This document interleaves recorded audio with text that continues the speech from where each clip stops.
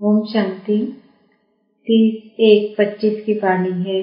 मीठे बच्चे, इस पुरानी दुनिया में कोई भी सार नहीं है, इसलिए तुम्हें इससे दिल नहीं लगानी है। बाप की याद टूटी तो सजा खानी पड़ेगी। प्रश्न: बाप का मुख्य डायरेक्शन क्या है? उसका उल्लंघन क्यों होता है? उत्तर: बाप का डायरेक्शन है किसी से सेवा मत लो, क्योंकि तुम खुद सर्वेंट हो, परंतु देह अभिमान के कारण बाप के इस डायरेक्शन का उल्लंघन करते हैं। बाप कहते तुम यहाँ सुख लेंगे तो वहाँ का सुख कम हो जाएगा। कई बच्चे कहते हैं हम तो इंडिपेंडेंट रहेंगे, परंतु तुम सब बाप पर डिपेंड करते हो। गीत: दिल का सहारा टूट न जाए। ओम शांति। शिव भगवान वाच अपने शालिग्रामोपति। शिव और शालिग्राम को तो सब मनुष्य जानते हैं, दोनों निराकार हैं। अब श्री कृष्ण भगवान वाच कह नहीं सकते, भगवान एक ही होता है। तो शिव भगवान वाच किसके प्रति? रूहानी बच्चों प्रति। बाबा ने समझाया है बच्चों का कनेक्शन है ही बाप से, क्योंकि पति पावन ज्ञान का सागर सर्व का वर्षा देने वाला तो शिव बाबा ही ठहरा। याद भी उनको करना है। ब्रह्मा है उनका भाग्यशाली रथ द्वारा ही बाप वर्षा देते हैं। ब्रह्मा वर्षा देने वाला नहीं है, वह तो लेने वाला है। तो बच्चों को अपने को आत्मा समझ बाप को याद करना है। मिथिला समझो रथ को कोई तकलीफ होती है, वह कारणे अकारणे बच्चों को मूल्य नहीं मिलती है, तो बच्चों का सारा अटेंशन जाता है शिव बाबा तरफ। वह तो कभी बीमार पड़ नहीं सकते। बच्चों को इतना ज्ञान मिला है, वह भी समझा सकते हैं। प्रदर्शनी में बच्चे कितना समझाते हैं। ज्ञान तो बच्चों में है ना, हर एक की बुद्धि में चित्रों का ज्ञान भरा हुआ है। बच्चों को कोई अटक नहीं रह सकती। समझो पोस्ट का आना जाना बंद हो जाता है, स्ट्राइक हो जाती है, फिर क्या करेंगे? ज्ञान तो बच्चों में है, समझाना है सतयुग था, अब कलयुग पुरानी दुनिया है। गीत में भी कहते हैं पुरानी दुनिया में कोई सार नहीं है, इनसे दिल नहीं लगानी है, नहीं तो सजा मिल जाएगी। बाप की याद से सजाएं कटती जाएंगी। ऐसा न हो बाप की याद टूट जाए फिर सजा खानी पड़े और पुरानी दुनिया में चले जाएं। ऐसे तो ढेर गए हैं जिनको बाप याद भी नहीं है। पुरानी दुनिया से दिल लग गई, जमाना बहुत खराब है। कोई से दिल लगाई तो सजा बहुत मिलेगी। बच्चों को ज्ञान सुनना है, भक्ति मार्ग के गीत भी नहीं सुनने हैं। अभी तुम हो संगम पर, ज्ञान सागर बाप द्वारा तुमको संगम पर ही ज्ञान मिलता है। दुनिया में यह किसको पता नहीं है कि ज्ञान सागर एक ही है। वह जब ज्ञान देते हैं तब मनुष्यों की सद्गति होती है। सद्गति दाता एक ही है, फिर उनकी मत पर चलना है। माया छोड़ती कोई को भी नहीं है। देह अभिमान के बाद ही कोई न कोई भूल होती है। कोई सेमी कामवश हो जाते हैं, कोई क्रोधवश। मनसा में तूफान बहुत आते हैं, प्यार करें ये करें। कोई के शरीर से दिल नहीं लगानी है। बाप कहते हैं अपने को आत्मा समझो तो शरीर का भान न रहे, नहीं तो बाप की आज्ञा का उल्लंघन हो जाता है। देह अहंकार से नुकसान बहुत होता है, इसलिए देह सहित सब कुछ भूल जाना है। सिर्फ बाप को और घर को याद करना है। आत्माओं को बाप समझाते हैं शरीर से काम करते मुझे याद करो तो विकर्म भस्म हो जाएंगे।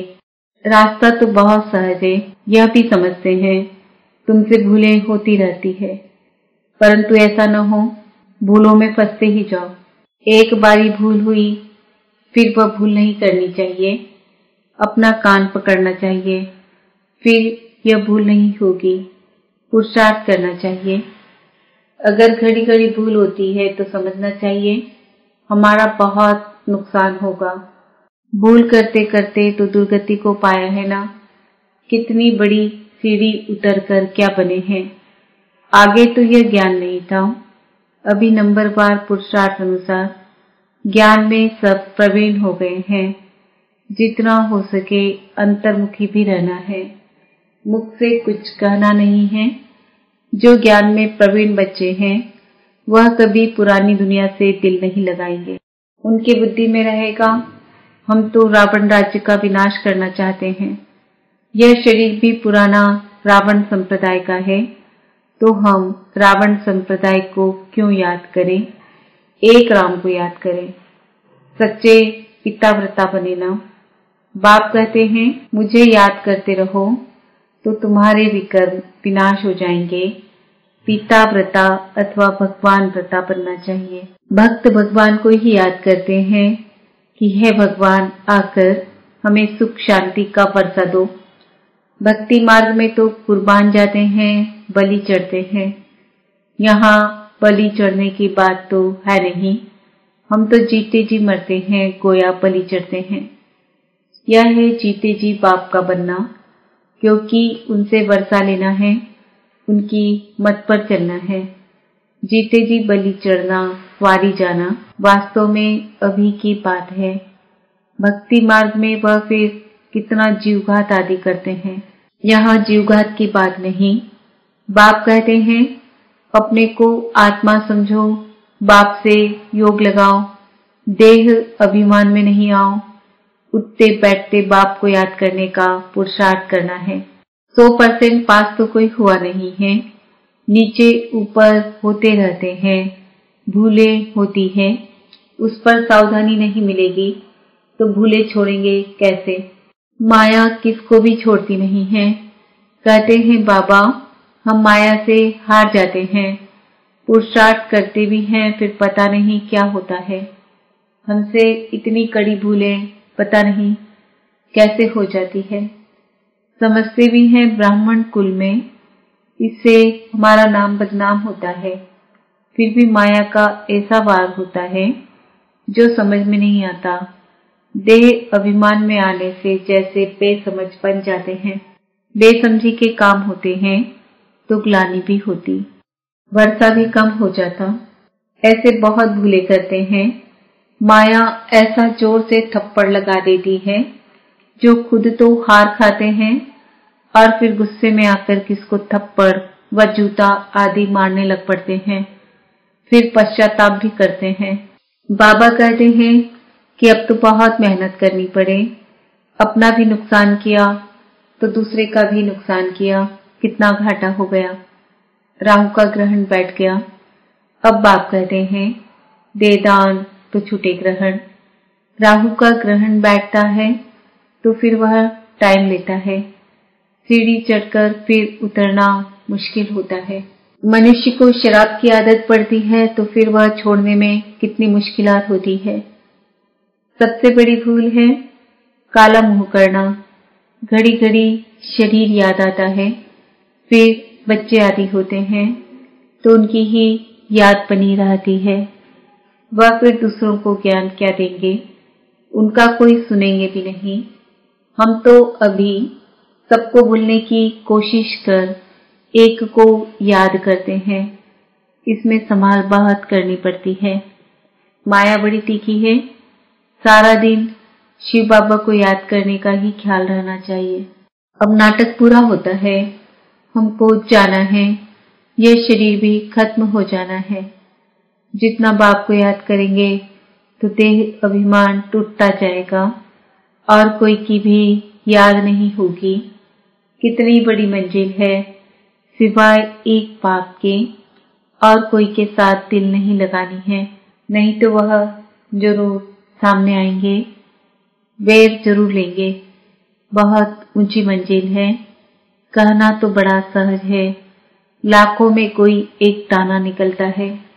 कोई स्कॉलरशिप भी लेते हैं ना, जो अच्छी मेहनत करेंगे जरूर स्कॉलरशिप लेंगे। साक्षी हो देखना है कैसे सर्विस करता हूँ, बहुत बच्चे चाहते हैं जिस्मानी सर्विस छोड़ इसमें लग जावें, परंतु बाबा सर्कमस्टांस भी देखते हैं।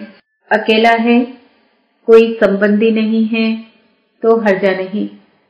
फिर भी कहते हैं नौकरी भी करो और यह सेवा भी करो। नौकरी में भी बहुतों के साथ मुलाकात होगी। तुम बच्चों को ज्ञान तो बहुत मिला हुआ है, बच्चों द्वारा भी बाप बहुत सर्विस कराते रहते हैं। कोई में प्रवेश कर सर्विस करते हैं। सर्विस तो करनी ही है। जिनके माथे मामला वो कैसे नींद करे। शिव बाबा तो है ही जागती ज्योत। बाप कहते हैं मैं तो दिन रात सर्विस करता हूँ, थकता शरीर है। फिर आत्मा भी क्या करे, शरीर काम नहीं देता है। बाप तो अथक है ना, वह है जागती ज्योत, सारी दुनिया को जगाते हैं। उनका पार्ट ही वंडरफुल है, जिसको तुम बच्चों में भी थोड़े जानते हैं। कालों का काल है बाप, उनकी आज्ञा नहीं मानेंगे तो धर्मराज से डंडा खाएंगे। बाप का मुख्य डायरेक्शन है किसी से सेवा मत लो, परंतु देह अभिमान में आकर बाप की आज्ञा का उल्लंघन करते हैं। बाबा कहते तुम खुद सर्वेंट हो, यहाँ सुख लेंगे तो वहाँ सुख कम हो जाएगा। आदत पड़ जाती है तो सर्वेंट बिगड़ रह नहीं सकते हैं। कई कहते हैं हम तो इंडिपेंडेंट रहेंगे, परंतु बाप कहते हैं डिपेंड रहना अच्छा है। तुम सब बाप पर डिपेंड करते हो, इंडिपेंडेंट बनने से गिर पड़ते हैं।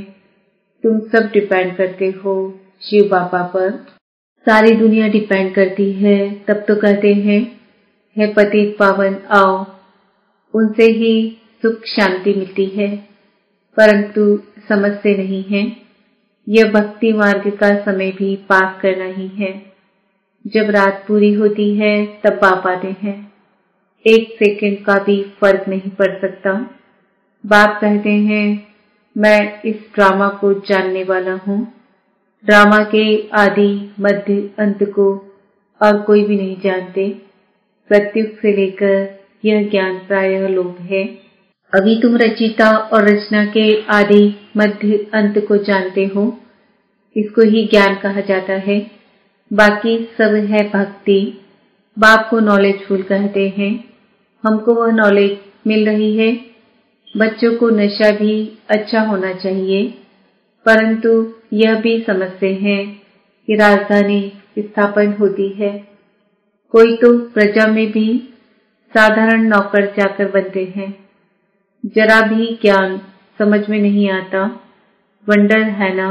ज्ञान तो बड़ा सहज है। 84 जन्मों का चक्र अब पूरा हुआ है। अब जाना है अपने घर।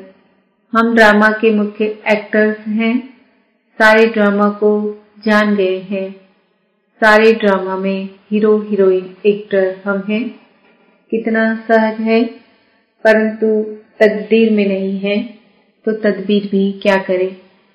पढ़ाई में ऐसा होता है, कोई नापास हो जाते हैं। कितना बड़ा स्कूल है। राजधानी स्थापन होनी है। अब जितना जो पढ़ेंगे बच्चे जान सकते हैं हम क्या पद पाएंगे। ढेर के ढेर है, सब वारिस तो नहीं बनेंगे। पवित्र बनना बड़ा मुश्किल है। बाप कितना सहज समझाते हैं। अब नाटक पूरा होता है। बाप की याद से सतो प्रधान बन, सतो प्रधान दुनिया का मालिक बनना है। जितना हो सके याद में रहना है, परंतु तकदीर में नहीं है तो फिर बाप के बदले और को याद करते हैं। दिल लगाने से फिर रोना भी बहुत पड़ता है। बाप कहते हैं इस पुरानी दुनिया से दिल नहीं लगानी है, यह तो खत्म होनी है। यह और कोई को पता नहीं है। वह तो समझते हैं कलयुग अभी बहुत समय चलना है। घोर नींद में सोए पड़े हैं। तुम्हारी यह प्रदर्शनी प्रजा बनाने के लिए विहंग मार्ग की सर्विस का साधन है। राजा रानी भी कोई निकल पड़ेगा। बहुत है जो सर्विस का अच्छा शौक रखते हैं। फिर कोई गरीब कोई साहूकार है औरों को आप समान बनाते हैं, उनका भी फायदा तो मिलता है ना। अंधों की लाठी बनना है, सिर्फ यह बतलाना है कि बाप और वर्षे को याद करो, विनाश सामने खड़ा है। जब विनाश का समय नजदीक देखेंगे तब तुम्हारी बातों को सुनेंगे, तुम्हारी सर्विस भी वृद्धि को पाती जाएगी। समझेंगे बरोबर, ठीक है। तुम रड़ियां तो मारते रहते हो कि विनाश होना है। तुम्हारी प्रदर्शनी मेला सर्विस वृद्धि को पाती रहेगी। कोशिश करनी है कोई अच्छा हाल मिल जाए, किराया देने के लिए तो हम तैयार हैं। बोलो तुम्हारा और ही नाम वाला होगा। ऐसे बहुतों के पास हॉल पड़े होते हैं। पुरुषार्थ करने से 3 पैर पृथ्वी के मिल जाएंगे। जब तक तुम छोटी छोटी प्रदर्शनी रखो, शिव जयंती भी तुम मनाएंगे तो आवाज होगा। तुम लिखते भी हो, शिव जयंती की छुट्टी का दिन मुकर्रर हो। वास्तव में जन्मदिन तो एक का ही मनाना चाहिए, वही पतित पावन है। स्टैम्प भी वास्तव में असली यह त्रिमूर्ति की है, सत्यमेव जयते। यह है विजय पाने का समय। समझाने वाला भी अच्छा चाहिए। सभी सेंटर्स के जो मुख्य हैं उन्हों को अटेंशन देना पड़े। अपने स्टाम्प निकाल, यह त्रिमूर्ति शिव जयंती। सिर्फ शिव जयंती कहने से समझ नहीं सकेंगे, अब काम तो बच्चों को ही करना है। बहुतों का कल्याण होगा तो कितनी लिफ्ट मिलेगी। सर्विस की लिफ्ट बहुत मिलती है। प्रदर्शनी से बहुत सर्विस हो सकती है, प्रजा तो बनेगी ना। बाबा देखते हैं सर्विस पर किन बच्चों का अटेंशन रहता है, दिल पर भी वही चढ़ेंगे। अच्छा, मीठे मीठे सिकिल दे बच्चों प्रति माता पिता बाप दादा का याद प्यार और गुड मॉर्निंग। रूहानी बाप की रूहानी बच्चों को नमस्ते। उन बच्चों की भी बाप दादा को याद प्यार, गुड मॉर्निंग, नमस्ते, ओम शांति।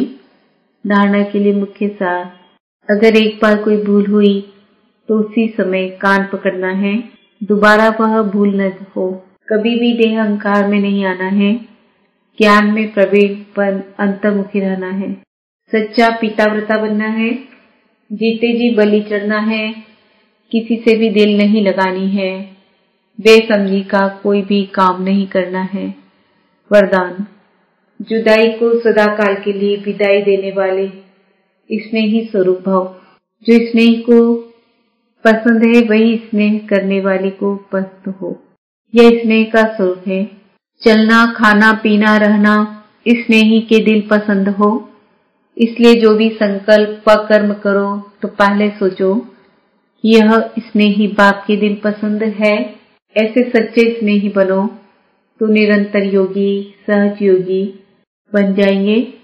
यदि स्नेही स्वरूप को समान स्वरूप में परिवर्तन कर दो तो अमर भव का वरदान मिल जाएगा और जुदाई को सदा काल के लिए विदाई मिल जाएगी। स्लोगन, स्वभाव इजी और पुरुषार्थ अटेंशन वाला बनाओ। आज का सुमन है, मैं आत्मा स्नेही स्वरूप हूँ। अपनी शक्तिशाली मनसा द्वारा प्रकाश देने की सेवा करो। जैसे बीज में सारा वृक्ष समाये रहता है, ऐसे संकल्प रूपी बीज में सारे वृक्ष का विस्तार समा जाए, तब संकल्पों की हलचल समाप्त होगी। जैसे आजकल दुनिया में राजनीति की हलचल, वस्तुओं के मूल्य की हलचल, करेंसी की हलचल, कर्म भोग की हलचल, धर्म की हलचल बढ़ती जा रही है, उस हलचल से स्वयं को व सर्व को बचाने के लिए मन बुद्धि को एकाग्र करने का अभ्यास